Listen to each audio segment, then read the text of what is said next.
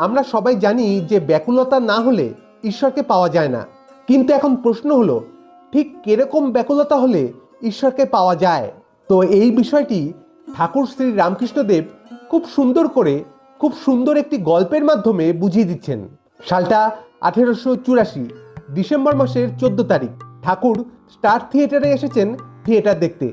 ওই গিরিশবাবুর একটি নাটক প্রহ্লাদ চরিত্রে অভিনয় হবে, সেটি দেখতে ঠাকুর এসেছেন। তো যখন নাটকটি দেখা সম্পন্ন হলো, ঠাকুর একেবারে আনন্দে আত্মহারা। ঘন ঘন ঠাকুরের সমাধি হচ্ছে।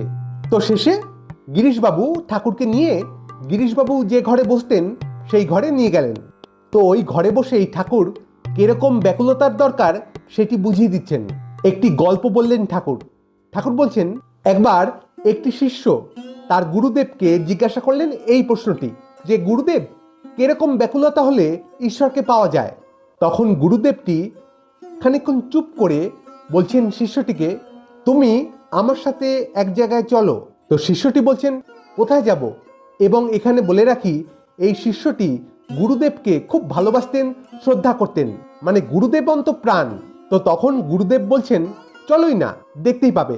এই বলে গুরুদেবটি শিষ্যটিকে নিয়ে গেলেন একটি পুকুর পাড়ে। তো সেখানে নিয়ে গিয়ে পুকুরটিকে দেখিয়ে বলছেন, এই যে পুকুরটি দেখতে পাচ্ছ, চলো একেবারে এর পাড়ে গিয়ে একদম জলের ধারে গিয়ে দাঁড়াই।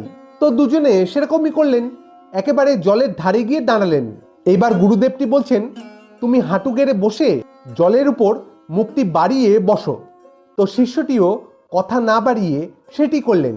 তো যেই না শিষ্যটি মুখটি জলের উপর বাড়িয়ে দিলেন, অমনি গুরুদেবটি শিষ্যটির ঘাটটি ধরে তার মুখটি একেবারে জলের মধ্যে ডুবিয়ে দিলেন জোর করে। তো কিছুক্ষণের মধ্যেই শিষ্যটি ছটপট করতে শুরু করে দিলেন। মানে সে তো ঠিক করে শ্বাসটাই নিতে পারছে না, দম বন্ধ হয়ে যাচ্ছে, কিন্তু গুরুদেব তাও ছাড়ছেন না। তখন শিষ্যটি হাত দিয়ে কোনো রকমে চেষ্টা করতে লাগলেন গুরুদেবটিকে ঠেলে ফেলে দিতে, যদিও পারছেন না, তবুও চেষ্টা করছেন।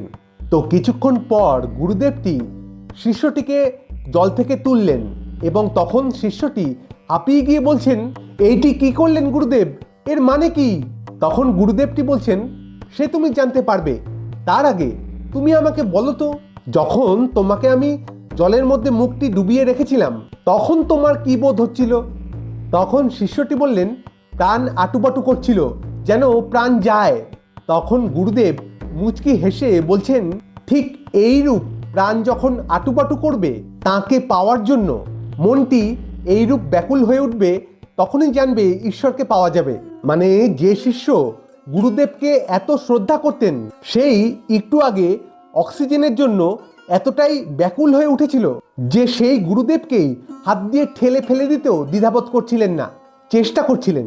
মানে সেই মুহূর্তে তার মাথায় আর কিছু ছিলই না, এতটাই অক্সিজেনটা পাওয়ার জন্য সে ব্যাকুল হয়ে উঠেছিল। তো গুরুদেবটি সেইটি বলছেন যে এই রকম ব্যাকুলতা চাই, যে সারা পৃথিবী এদিক ওদিক হয়ে গেলেও আমার লক্ষ্য যে ঈশ্বর লাভ, এইটি যেন আমি না ভুলি, ঈশ্বরই একমাত্র যেন আমার লক্ষ্য হয়ে দাঁড়ায়, এই লক্ষ্য থেকে যেন আমি কখনোই না সরে যাই, এতটাই ব্যাকুল হয়ে উঠতে হয়। খুব সহজভাবে সুন্দর করে ঠাকুর বুঝিয়ে দিলেন। আজ এটুকুই, আবার দেখা হবে অন্য কোনো ভিডিওতে। ভালো থাকবেন, সুস্থ থাকবেন। ধন্যবাদ। জয় ঠাকুর।